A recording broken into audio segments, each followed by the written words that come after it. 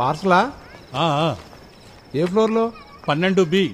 ఏం అదృష్టం ఇది, కరెంట్ లేదు, జనరేటర్లో ఏదో ప్రాబ్లం. నాకు ఇవ్వు, కరెంట్ వచ్చాక ఇచ్చేస్తాను. సరే, వాళ్ళని ఒకసారి అడుగుతాను. అడుగు.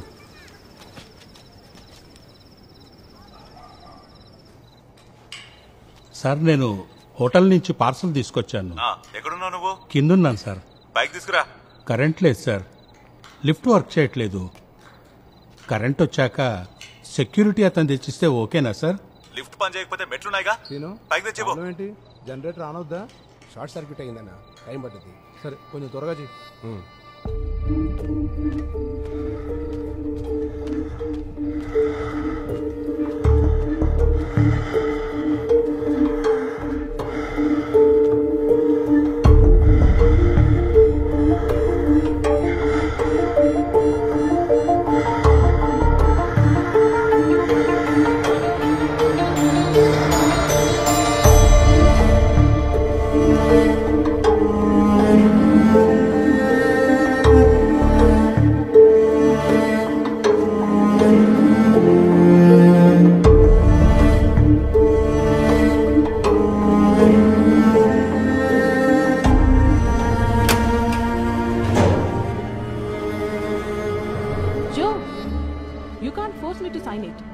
నేను ఫస్ట్ డాక్యుమెంట్ మొత్తం చదవాలి.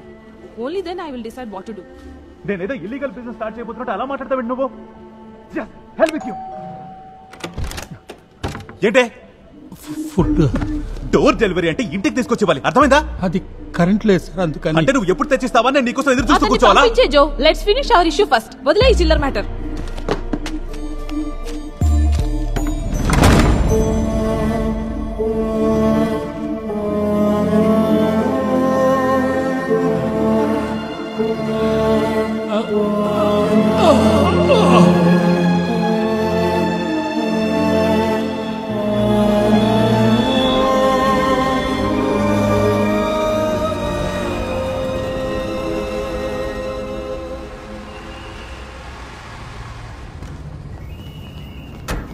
సార్, నేను పార్క్ చేస్తాను.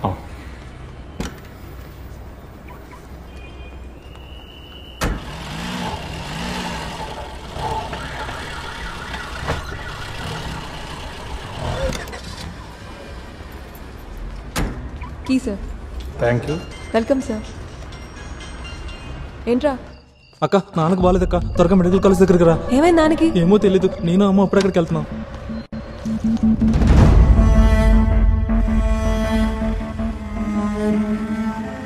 అన్న అన్న ఆ రోడ్లో చెల్లండి అన్న. అటెందుకురా? పనుందిలే అన్న, లెఫ్ట్కి వెళ్ళండి అన్న, కొంచెం స్పీడ్గా. అన్న అన్న ఇక్కడ ఆపన్నా. ఇక్కడెందుకురా? ఇప్పుడు వస్తానన్నా. సరే, తొందరగా రా. సంజయ్, ఇదిగో 5,000. అవసరమైతే ఎంత లేట్ అయినా ఫోన్ చేయి. సరే, ఓకే. పదన్నా.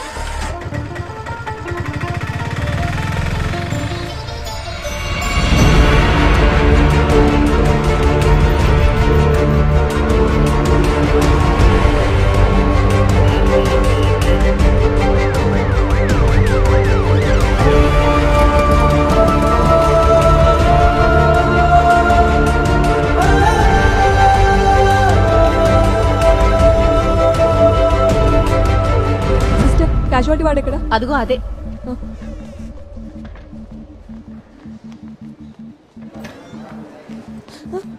రే, నాకేమైందిరా? హార్ట్ అటాక్ అక్క. రా,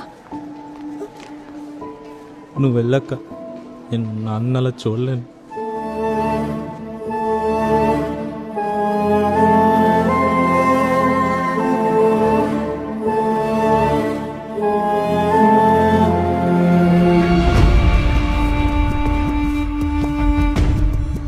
సంజయ్ రారా. ఏమైందక్క? రా. అక్క ఎక్కడికి రా చెప్తాను.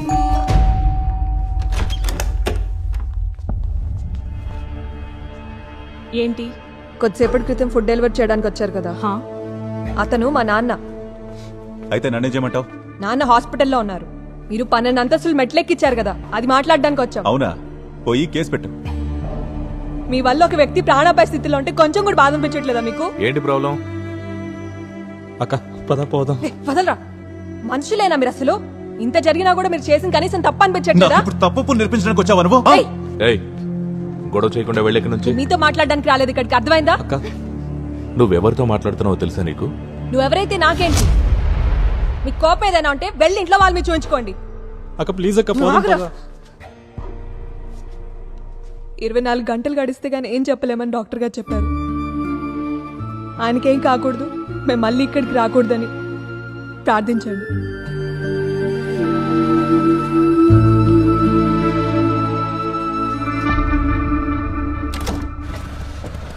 ఆ పక్క తీసుకెళ్ళాపు. అక్కడ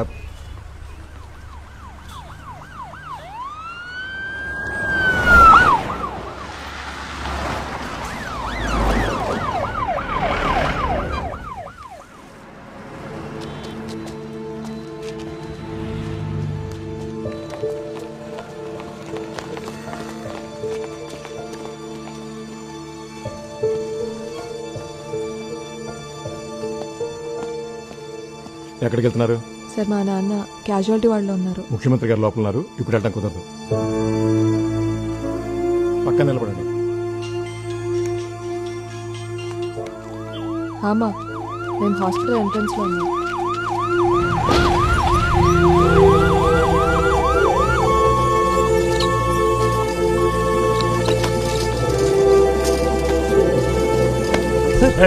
ఎక్కడికి రా సార్ పర్సు సార్. నువ్వు నీ పర్సు వెళ్ళకూడదని ఒకసారి చెప్తే నీకు అర్థం కాదా? పోరా.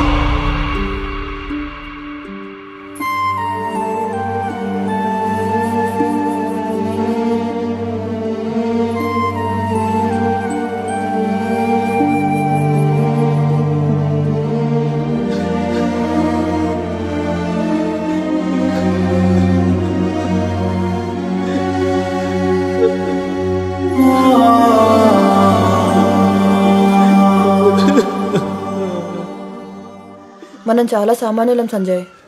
పలుకుబడి, పదవి, ధనం, వీటిలో ఏ ఒక్కటైనా ఉంటేనే ఇక్కడ మనం బతకగలం. నిన్న నువ్వే చూసాగా ముఖ్యమంత్రి వస్తే ఏం జరుగుతుందో. ఉన్న సీనియర్ మోస్ట్ డాక్టర్స్ అందరూ ఆయన చుట్టూ చేరారు. పేషెంట్లకు ఏమైతే వాళ్ళకేంటి? మన లాంటి వాళ్ళని తిట్టినా పడేసుకొట్టినా అసలు ఎవ్వరు పట్టించుకోరు సంజయ్. నువ్వు కాలేజ్ మ్యాగజైన్లో రాసావు, గుర్తుందా? శక్తులన్నీ కూడా తీసుకొని పోరాడు, లేదా కనీసం నిరసన వ్యక్తం చేయని. ధైర్యం ఉందా నీకు? ముఖ్యమంత్రికి వ్యతిరేకంగా ఒక్క వాక్యం రాయగలవా?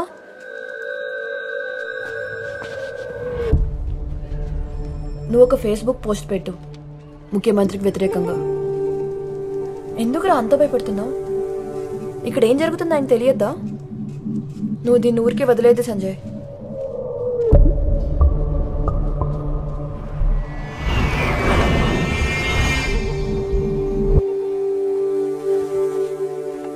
నీ ఐడి నుంచి పోస్ట్ వద్దు, ఒక ఫేక్ ఐడి క్రియేట్ చేద్దాం. ఎవరు క్రాక్ చేయలేనంత స్ట్రాంగ్ పాస్వర్డ్తో. దొరికిపోతే? దొరకకూడదనే మొబైల్లో పోస్ట్ చేయకుండా ఇక్కడికి వచ్చాం. ఈ కేఫ్ సేఫ్. హాల్లో ఉన్న సీసీటీవీలు ఏవి వర్క్ చేయట్లేదు. నువ్వు స్టార్ట్ చేయి.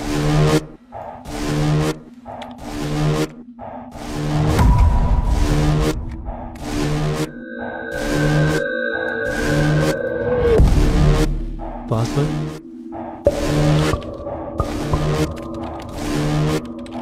ఇలా టైప్ చేస్తున్నావు, నీకైనా గుర్తుంటున్న password?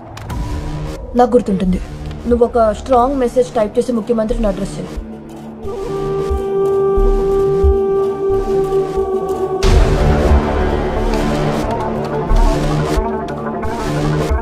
Ramya, you keep writing, నేను వెళ్ళి మాట్లాడొస్తా. మనం బుక్ చేసుకున్న స్పాట్ లో వాల్ పోస్టర్ అతికించారు. నేను వద్దని చెప్పినా వినలేదు. కామర్స్ డిపార్ట్మెంట్ వాళ్ళే కదా?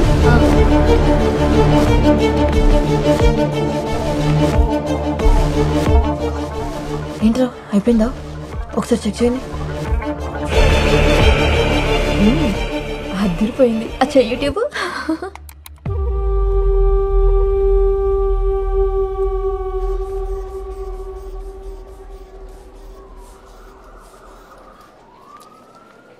అలా చూడకండి, ఇదే లాస్ట్ డోస్. నేను ఇంకా భోజనం చేయలేనురా, ఈ సలైన్తోనే కడుపు నిండిపోయింది. సిస్టర్, నన్ను ఇంటికి ఎప్పుడు పంపిస్తారు? రేపు డిశ్చార్జ్ చేసేయచ్చు. డాక్టర్ గారు రౌండ్స్కి వచ్చినప్పుడు డిసైడ్ చేస్తారు. ఎలా ఉన్నారు నాన్న? మందులు వేసుకోవాలంటే ఇంకా హడావిడే. తినండి. హలో, నువ్వు ఆటోగ్రాఫ్లు ఇచ్చే స్టేజ్కి ఎదిగేసావు తెలుసా?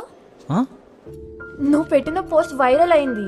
2.5 లక్షల వ్యూస్, 3,200 షేర్స్ తిన్నావు సంజయ్. అవునా? ఈ యోధాకి చాలా మంది అమ్మాయిల నుండి ఫ్రెండ్ రిక్వెస్ట్ వచ్చాయి. నేను అందరినీ యాక్సెప్ట్ చేశాను. చేయకుండా ఉండాల్సిందే. ఓ, నువ్వు ఇప్పుడే సెలబ్రిటీ అయిపోయావు. ఏదైనా ప్రాబ్లం అవుద్దేమో. ఏం ప్రాబ్లం? అందరూ సపోర్ట్ చేస్తున్నారు. ఇది రాష్ట్రంలో ఖచ్చితంగా అవసరం అవుతుంది చూడు. నువ్వేం టెన్షన్ పడకు, ఆల్ ఈస్ వెల్. రమ్య, ఇప్పటికే ఆలస్యమైంది, వెళ్ళి భోంచేయవే. సరే ఉంటా, మా ముసలి నచ్చ పెడుతుంది. బాయ్.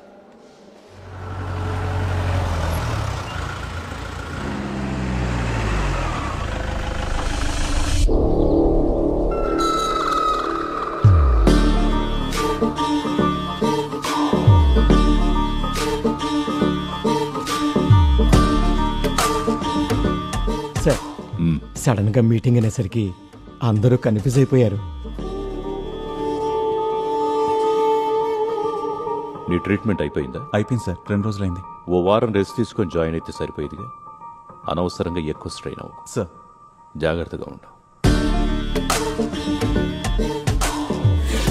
ఇదొక ఫేస్బుక్ పోస్ట్, మీరందరూ చూడాలి. ఇతను అసలు సిసలైన యోధ. ఇది నిన్న కలెక్టరేట్ ముందు జరిగిన లాఠీచార్జీ లాంటిది కాదు. ఆదివాసీలు మొన్న చేసిన ధర్నా లాంటిది కూడా కాదు. మనం ఇప్పుడు దృష్టి పెట్టాల్సింది ఈ విషయం మీదే. కానీ సార్, అదొక అనామక పోస్ట్ సార్. ఊరు పేరు ఏం లేదు. అలాంటి దానికి విలువెలా ఇస్తాం? ఈ పోస్టు పెట్టింది కూడా ఒక మనిషే కదండి. అతనేం రాశాడో చదివావా శివయ్య? ముఖ్యమంత్రి ట్రీట్మెంట్ కోసం హాస్పిటల్కి వస్తే సాధారణ జనం బయటికి వెళ్లిపోవాలా, పోలీసులతో దెబ్బలు తినాలా?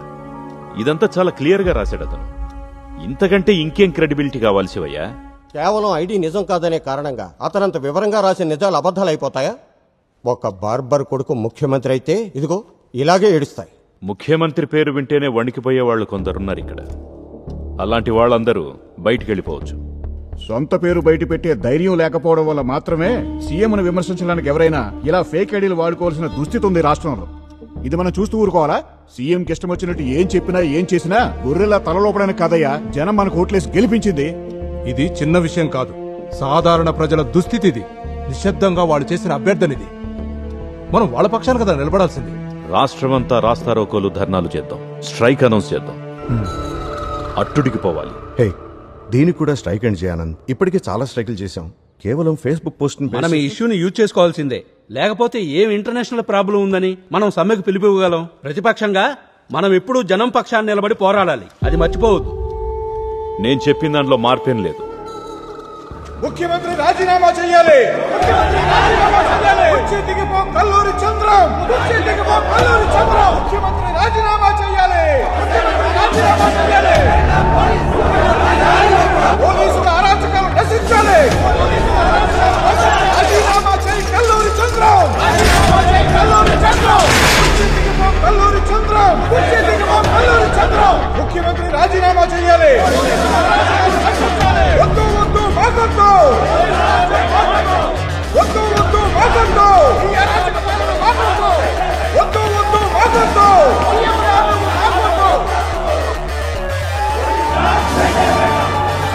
చెయ్యాలి, రాజీనామా చెయ్యాలి. ముఖ్యమంత్రి కల్లూరి చంద్రం రాజీనామా చెయ్యాలి.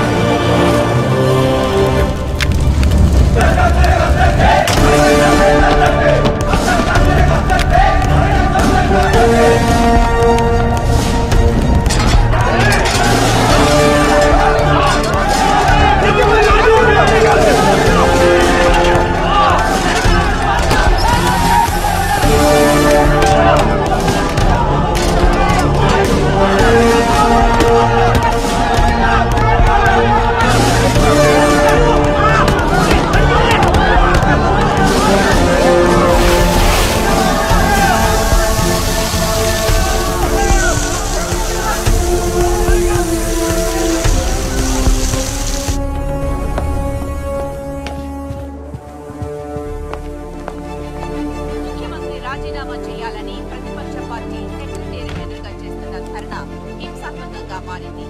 బ్యారికేడ్స్ ను దాటుకొని కార్యకర్తలు ముఖ్యమంత్రి వాహన శ్రేణి మీదకు దూసుకురావడానికి ప్రయత్నించడంతో పోస్ట్ చేసిన ఇంటర్నెట్ కేఫ్ లొకేట్ చేశాం సార్. పలువురు అది యూనివర్సిటీ కాలేజ్కి ఆపోజిట్లో ఉన్న షాపింగ్ కాంప్లెక్స్లో ఉంది. త్వరలోనే పోస్ట్ చేసిన పెట్టేస్తాం సార్. సార్, సీఎం చాలా కోపంగా ఉన్నారు. డైరెక్ట్గా డీజీపీకే కాల్ చేశారు ఆర్డర్స్ ఇవ్వడానికి. అందరూ ఓడికిపోతున్నారు. Okay sir, we're moving very fast. You guys better. Sir, ఇంత టఫ్ కాంపిటీషన్ ఉంటుందని నేను ముందే ఊహించానే. అందుకే ఆదేశ్ నేమ్ని సజెస్ట్ చేశాను. వాడికి అందరినీ ఎలా కలుపుకోవాలో బాగా తెలుసు. కానీ వాళ్ళ క్యాండిడేట్ కూడా చాలా స్ట్రాంగ్ గా ఉన్నారే. ఇప్పటికైతే ఏం చెప్పలేని పరిస్థితి. మనం ఇంకా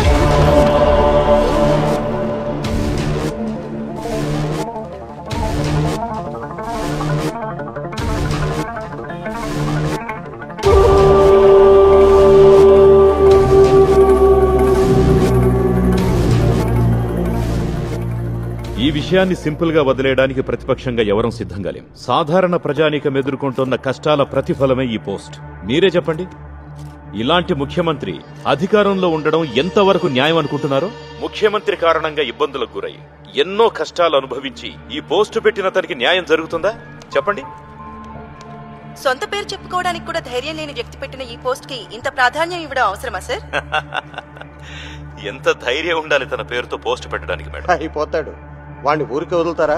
చూడటానికి మీరు తెలంగాణలో ఉంటున్నట్టు లేదు. నువ్వేంట్రా టీవీకి అతుక్కుపోయి చూస్తున్నావు? ముఖ్యమంత్రికి జరగాల్సిందే జరిగింది. పేరు చెప్పకపోతేనే వాడే నిజమైన హీరో. వాడు గాని నాకు కంటపడితే ఓ షేక్ హ్యాండ్ ఇస్తా. ఎందుకు ఊరికే కదులుతుంటావు? కదలకుండా కూర్చో. ఎప్పుడు ఇంతే, కదలకుండా కూర్చో.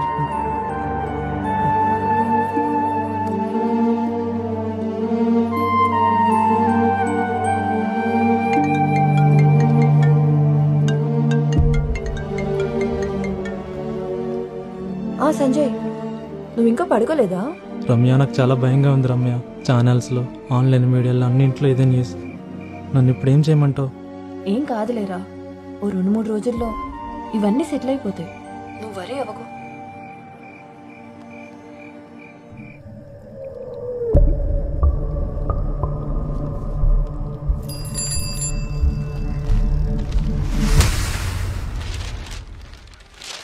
ఇదిగోరా టీ తీసుకెళ్ళు.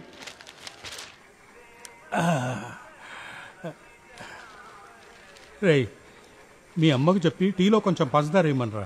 నాకు హార్ట్ ప్రాబ్లం ఉంది కానీ షుగర్ ఏం లేదుగా. ఇంకా షుగర్ కూడా వస్తే తట్టుకునే శక్తి మీకుందా? మాట్లాడకుండా ఇచ్చింది తాగండి. అమ్మ, నా లంచ్ బాక్స్ రెడీ అయింది. త్వరగా రెడీ అయ్యి వచ్చి టిఫిన్ తిను. నీకు ఈరోజు కాలేజీ లేదారా? ఈరోజు ఎగ్గొడుతున్నావు. నువ్వు త్వరగా నీ చదువు పూర్తి చేసుకుని ఏదో జాబ్లో జాయిన్ అవ్వాలి. మీ నాన్న ఇంతకు ముందులా పనిచేయలేడు కదా.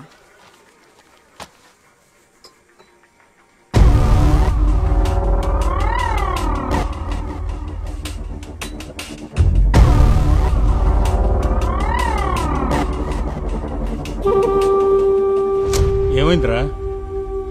ఎందుకు అలా ఉన్నావు? నీకు సీఎం మీద అలా రాయాల్సిన అవసరమే వచ్చిందిరా. నాన్న, నువ్వు ఇప్పుడే కదా అన్నావు అది రాసిన నిజమైన హీరో షేక్ హ్యాండ్ ఇస్తానని. అది రాసింది నువ్వు నాకు తెలియదు కాబట్టి అన్నా. నేను వేరే ఇంకెవరో రాశారనుకున్నావు. దాసమావా, ఇప్పుడు ఎలా ఉంది నీకు? బానే ఉంది. ఈరోజు డ్యూటీలో జాయిన్ అవుతున్నావా? నాకు ఇక్కడే చాలా పని ఉంది. అవునా? ఏం పని? అబ్బా వెళ్ళు సుబ్బారావు, మనం తర్వాత మాట్లాడుకుందాం. సర్లే.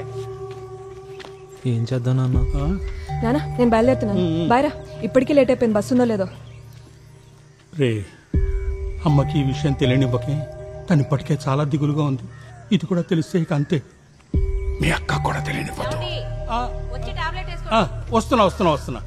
నువ్వు భయపడకు, నేను కౌన్సిలర్తో మాట్లాడతానులే.